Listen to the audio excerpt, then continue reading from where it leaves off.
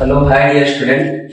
आज हम लोग इंग्लिश के बेसिक चैप्टर से शुरुआत करेंगे इंग्लिश ग्रामर में, जो हमारा कह सकते हैं कि क्लास 2 या 3 से स्टार्ट हो जाता है और हम जब तक पढ़ते हैं लगभग 9 10 तक ऑब्वियसली से पूरा पूछा जाता है। तो सबसे पहले जो हम लोगों में आता है सेंटेंस आता है। क्या आता है? सेंटेंस आता है। सेंटेंस सेंटेंस को हिंदी में क्या कहते हैं? वाक्य कहते हैं। क्या कहते हैं? वाक्य कहते हैं। हमारा जो डेफिनेशन होता है सेंटेंस का क्या होता है? A sentence is a group of words which make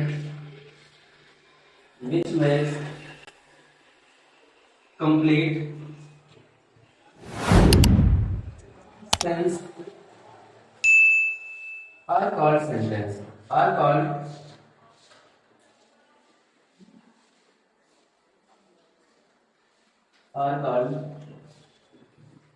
sentence. अगर हम हिंदी में इसको डिफाइन करें, शब्दों का वह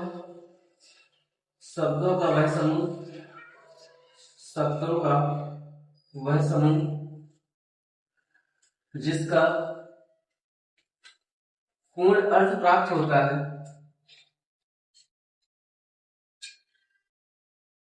है या जो पूर्ण अर्थ देता है, पूर्ण अर्थ प्राप्त होता है, उसे हम वाक्य कहते हैं। उसे हम क्या कहते हैं? उसे हम वाक्य कहते हैं। वाक्य कहते हैं। ठीक है। अगर हम एग्जाम्पल ले लें, जैसे एग्जाम्पल है Ram is a good boy. अब इस पूरे सेंटेंस में राम वर्ड इज है, ये वर्ड ये सब कई सारे वर्ड मिलकर क्या बना है? आपका एक सेंटेंस मिला। अब कुछ लोगों के मन में आ रहा होगा कि सर आपने बता दिया कि जो ग्रुप ऑफ वर्ड होता है वो हमारा क्या होता है? सेंटेंस होता है। लेकिन सर ये वर्ड क्या होता है? तो हम यहाँ वर्ड के बारे में पढ़ेंगे। इसके बारे में पढ़ेंगे वर्ड के बारे में। वर्ड मतलब क्या होता है? शब्द। वर्ड मतलब शब्द। लेकिन हम वर्ड में क्या बताएंगे? A word is a group of letter. A word is a group of letter. यानी हिंदी में इसको क्या कहेंगे? अक्षरों के समूह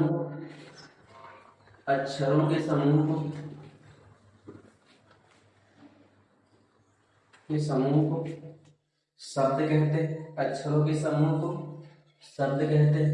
लेकिन बात ये आ जाती है कि ये जो हमारा लेटर होता है, लेटर क्या होता है? अब इसके बारे में बात करें। इसके लिए इसका एग्जाम्पल हो जाए, किसी का नाम ले लेते हैं, वर्ड से मिलकर बना होता है, या फिर बॉय, गर्ल, बैट, या फिर टीटीसी कह सकते हैं। बहुत सारे इतने वर्ड हैं। लेकिन फिर एक बात आती है कि जो हमारा लेटर होता है, क्या होता है? लेटर होता है। लेटर किसे कहते हैं? तो जो लेटर होता है, लेटर को कहा गया है कि जो हमारा लेटर होता है, letter is a set of alphabet. या कह सकते हैं कि ये जितने भी अल्फाबेट के वर्ड्स होते हैं वो क्या कहलाते हैं? लेटर कहलाते हैं। क्या कहलाते हैं? लेटर कहलाते हैं।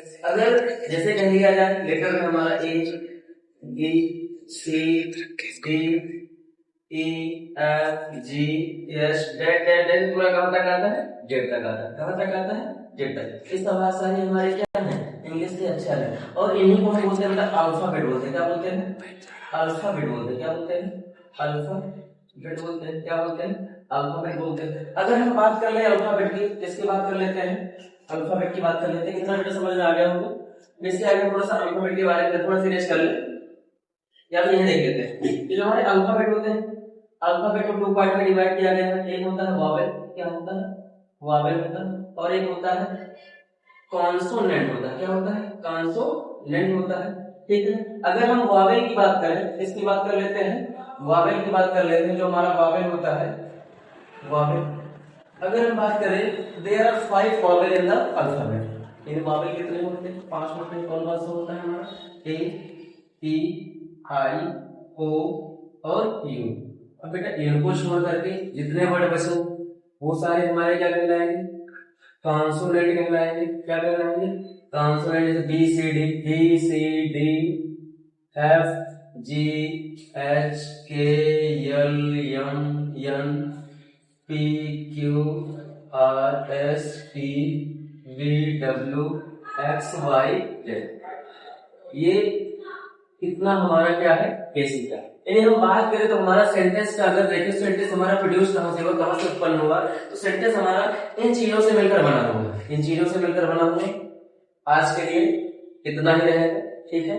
इसके बाद हम आगे वर्ड के बाद यानी आपको सेंटेंस बता दिए, इसके बाद हम part of sentence, next video में आपको पार्ट ऑफ सेंटेंस के बारे में बताएंगे।